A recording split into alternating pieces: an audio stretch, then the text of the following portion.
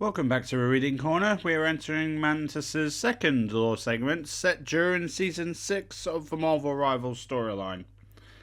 So, this is Growing Together.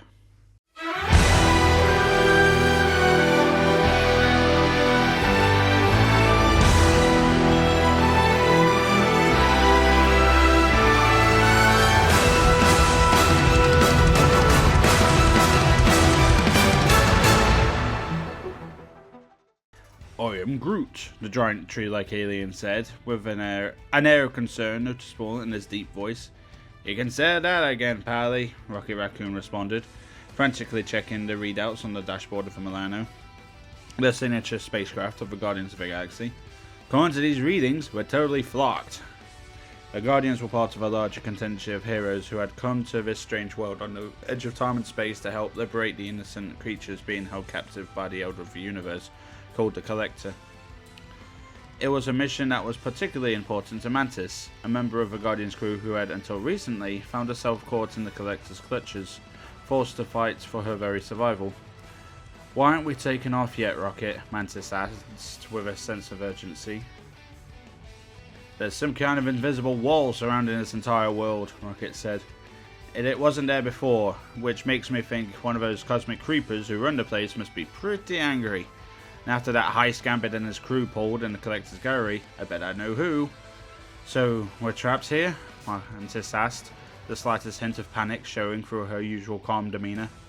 Afraid so, Rocket replied, at least until I figure out a way to breach the barrier without killing us all in the process. Give me, I don't know, like 20 minutes and we'll see what I can do. We may not have that long, Mantis said as she gazed out of a Milano's cockpit window towards the Collector's massive museum in the distance.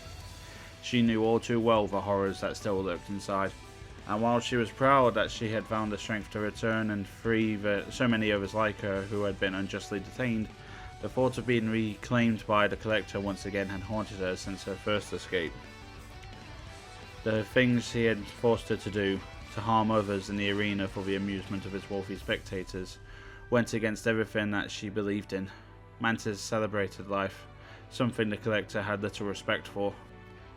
When Mantis stepped out of the Milano to get some fresh air, she saw something that she hadn't noticed earlier while she was fleeing the Collector's gallery towards the Guardian's escape vessel.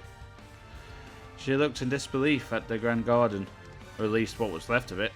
When the Guardians had first arrived in this cosmic realm, this massive green space was overgrown with rare forms of foliage that had been gathered from across the universe. Now all that was left was riven husks and charged stems, as if all life had been drained from the lush landscape. Mantis tried to hold back tears as she took in the devastation, but another figure nearby was not making any effort to contain their emotions.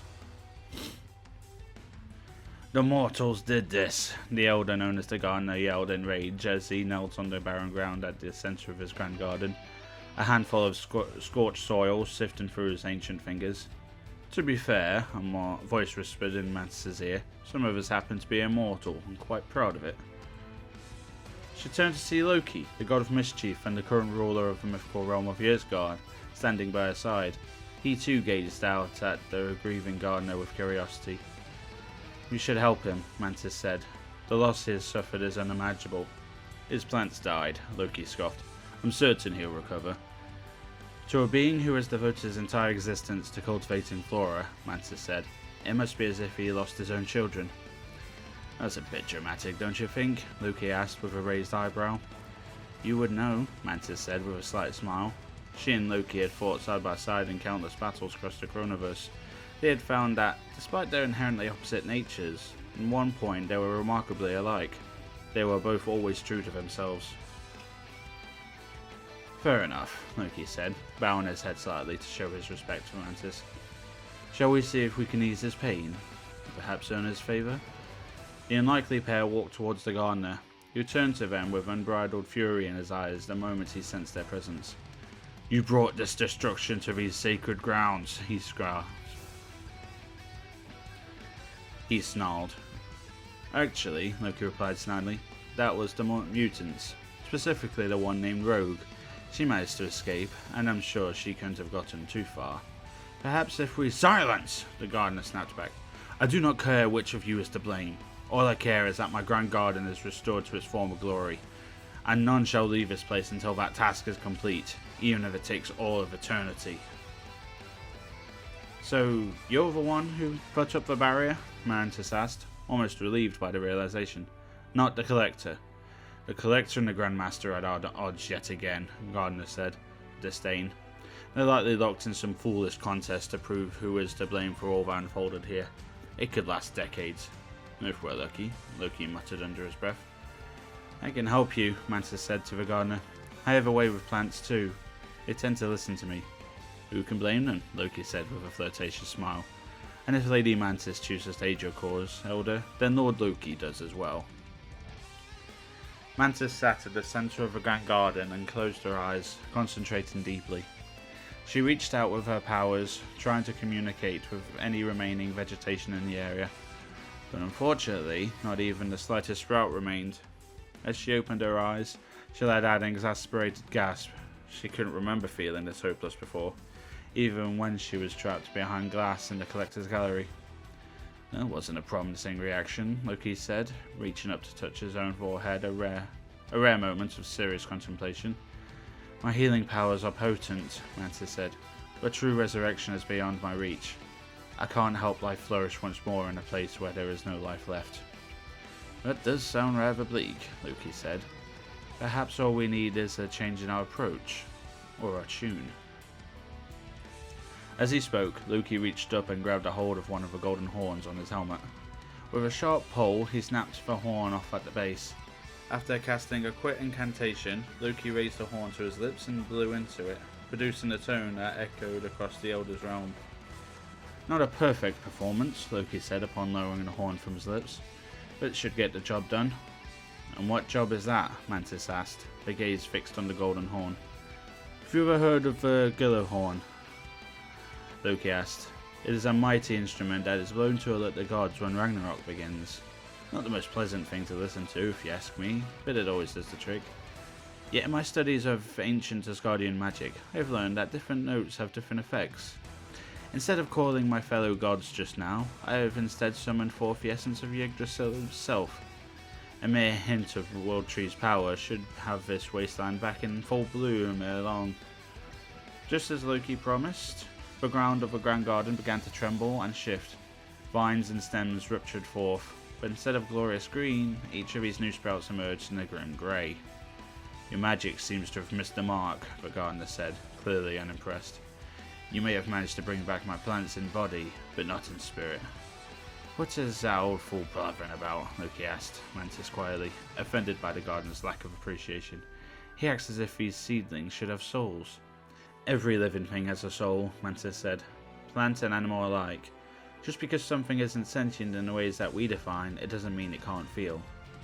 Well, if I have learned anything from that duplitz's witch Hela, Loki said, it is that the barrier between life and death is far thinner than most mortals realize.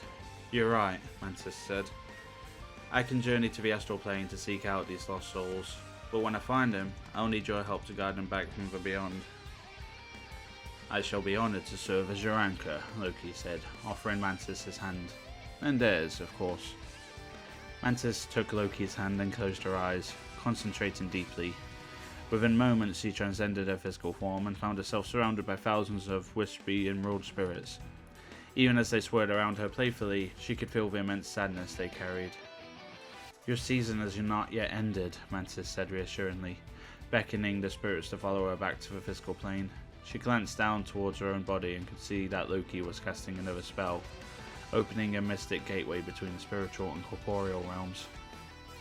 Soon after Mantis had ushered all of the tiny spirits through the gateway, she returned to her own physical form.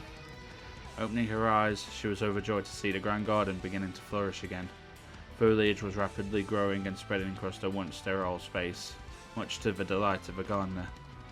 Mantis threw her arms around Loki and embraced him, catching the god of lies off guard. You have made amends for your fellow mortals, the gardener said. And immortals, Loki mumbled quietly. I shall live up to my promise and remove the seal I placed around this realm, Gardener continued. You are free to go. Technically, I could have left at any time I wanted, Loki mused. With a Bifrost at my command, there is nothing that can impede my travels. Then, why did you stay? Mantis asked, looking deep into Loki's eyes for an answer. Isn't it obvious, milady?